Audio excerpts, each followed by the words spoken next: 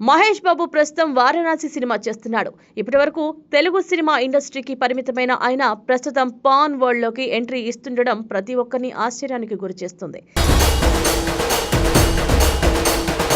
ఇక ఈ సినిమాలో ఆయన ఎలాగైనా సరే భారీ సక్సెస్ ని తన ఖాతాలో వేసుకోవాలనే ప్రయత్నం చేస్తున్నాడు. ఇక ఇదిలా ఉంటే ఘట్టమనేని ఫ్యామిలీ నుంచి మొదట కృష్ణ, ఆ తర్వాత మహేష్ బాబు ఇండస్ట్రీకి వచ్చారు. ఇప్పుడు రమేష్ బాబు కొడుకు అయిన జయకృష్ణ సైతం ప్రస్తుతం ఇండస్ట్రీకి ఎంట్రీ ఇస్తున్నాడు. అజయ్ భూపతి దర్శకత్వంలో శ్రీనివాస మంగాపురం అనే సినిమా చేస్తున్నాడు. అయితే ఈ సినిమా చాలా అద్భుతంగా వస్తుందని మేకర్స్ కాన్ఫిడెన్స్ ని వ్యక్తం చేస్తున్నారు. ఈ సినిమాలో ఒక ఇంపార్టెంట్ క్యారెక్టర్ ఉందట. అందులో మహేష్ బాబు చిన్న గెస్ట్ రోల్ లో కనిపించబోతున్నట్లుగా కూడా తెలుస్తుంది.